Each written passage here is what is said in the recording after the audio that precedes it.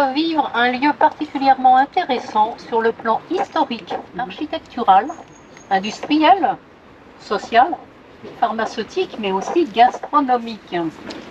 Bien que non verrois, ce site a fait vivre un certain nombre de Verrois de sa création à une période récente. C'est un lieu très renommé à Vers et très lié à l'histoire de Vers par ces grands industriels qui ont aussi été des personnalités politiques très influentes. Vous l'aurez compris, il s'agit de la chocolaterie Meunier, de la famille Meunier, de l'empire Meunier, des barons cacao. C'est Jean-François, habitant Noisiel et noiselien de cœur, qui va faire vivre ce site et cette saga. C'était plutôt un homme politique. Il fait partie de la 3e génération des Meuniers. Et la première s'est installée à Noisiel, la 2e a installé vraiment la chocolaterie dans le monde industriel de l'époque, de la révolution industrielle du 19e siècle, et dans le monde du chocolat évidemment. Gaston Meunier, lui, il a été député, sénateur. On aurait dit que c'est vraiment un homme politique touche à tout qui essaie de tout contrôler pour faire en sorte que son entreprise soit connue non seulement du grand public, mais aussi des hommes politiques de l'époque. Il avait notamment des relations avec l'empereur d'Allemagne, Guillaume II, avant la Première Guerre mondiale. Alors pour vous situer un petit peu la chocolaterie Meunier, en 1914, c'est la plus grande chocolaterie du monde.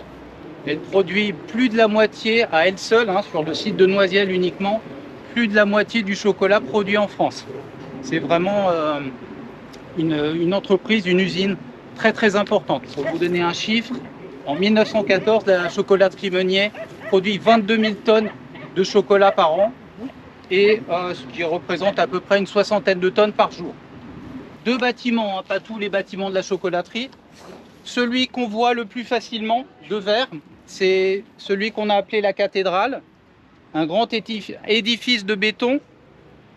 Bon, cathédrale, rien de religieux évidemment, mais par ses proportions, sa taille, sa place dans le paysage, il en imposait et il se voyait de loin. Il date de 1906, c'est un des premiers ouvrages, une des premières usines en béton qui est construite en France. Vous avez aussi le pont Hardy, qui date de la même époque, qui permet de relier les productions qui se font dans l'usine à d'autres bâtiments qui se trouvent de l'autre côté de la Marne, ici. Une seule crête pour relier donc 2 rives de la Marne, ou plutôt une île de la Marne et la rive avec le grand bâtiment des refroidissoirs. Ce pont, il fait partie de l'inventaire des monuments historiques. Le deuxième bâtiment que je vais vous montrer, qui est plus ancien, qui est peut-être plus connu mais qu'on ne voit pas forcément d'ici. Je vous laisse passer le premier document. Le moulin Saulnier. Alors il date de 1872, mais surtout il prend la place d'autres moulins qui lui ont succédé.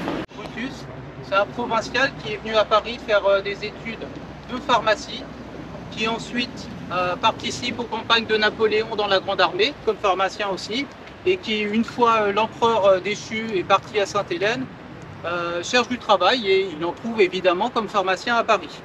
Alors il va se spécialiser dans la fabrication des poudres à partir de substances naturelles à l'époque, dont le cacao. Ces substances, il y en a un peu plus de 500 au catalogue, qui vont lui permettre de fabriquer des médicaments. Plutôt, lui, il va fabriquer les poudres qui permettront à d'autres pharmaciens de fabriquer des médicaments. Et parmi ces poudres, il y a du cacao. Alors le cacao qui est utilisé à l'époque n'a pas de vertu pharmaceutique particulière. Il est juste là pour masquer le goût peu agréable de certains médicaments. Jean-Antoine Brutus, il est très réputé à Paris, sur la place de Paris, pour la qualité des poudres qu'il fabrique.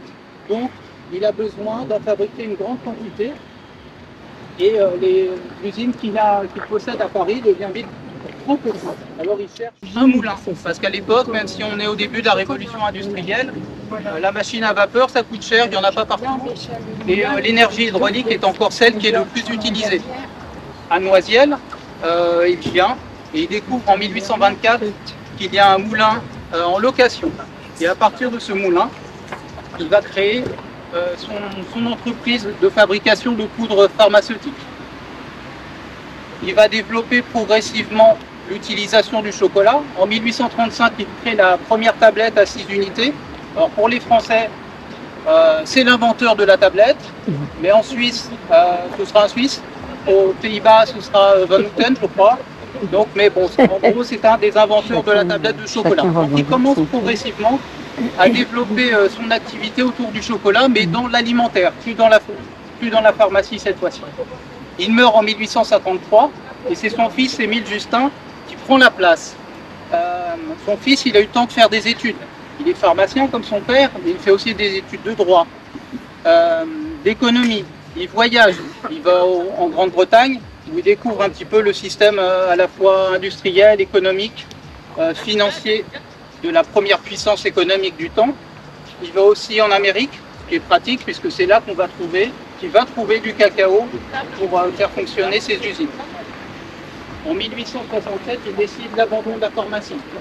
C'est une activité qui fonctionnait bien, mais il décide de se concentrer sur le chocolat. Alors il vend ses activités pharmaceutiques et il va développer le site de Noisiel.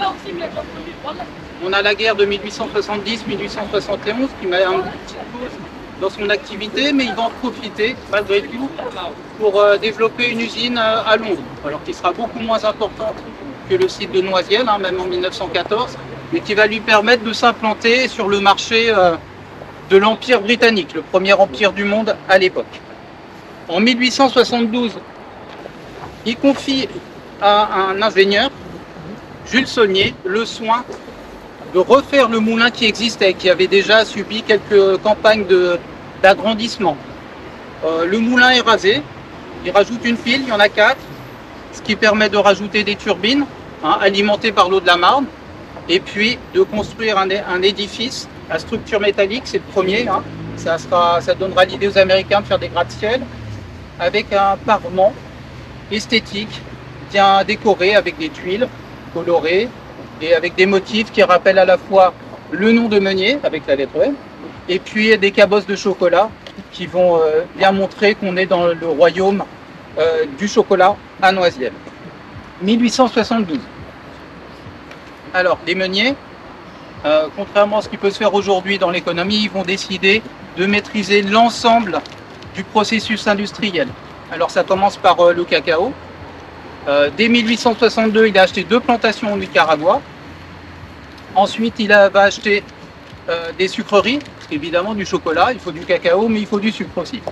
Alors d'abord, il se fournit en sucre de canne des Antilles, mais c'est l'époque aussi, dans les années 1860, où commence à se développer la betterave à sucre. Et donc, il va acheter des sucreries.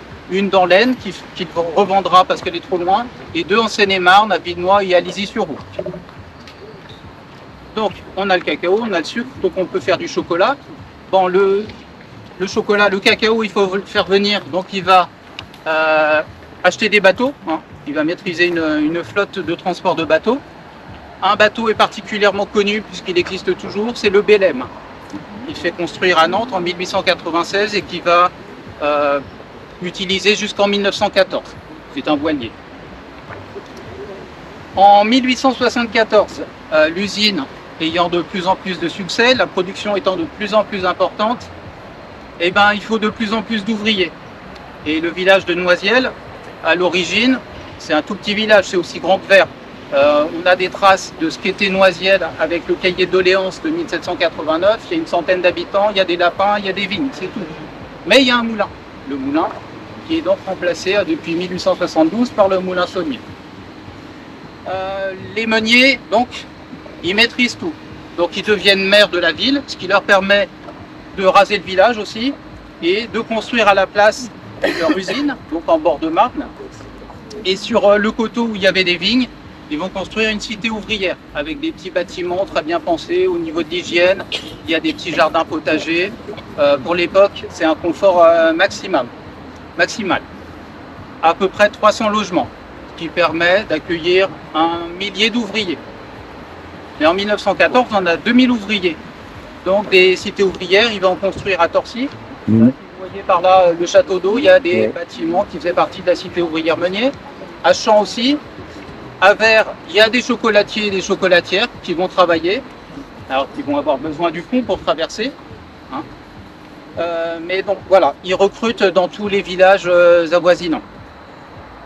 Alors, il maîtrise le processus. Hein. Le pont, il est fabriqué en particulier, financé plutôt en particulier avec l'argent des meuniers. Donc, on est en 1874. L'usine se développe. De nouveaux bâtiments, un refroidissoir pour le chocolat. Le chocolat, plus vite il est refroidi, meilleure est sa qualité. Donc, il construit un bâtiment spécialement réservé à cette activité-là.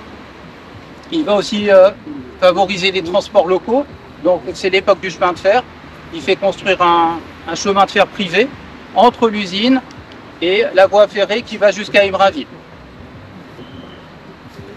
Il faut nourrir aussi ses ouvriers. Hein. Des ouvriers en bonne santé travaillent mieux et sont plus productifs. Donc, il achète des terres agricoles.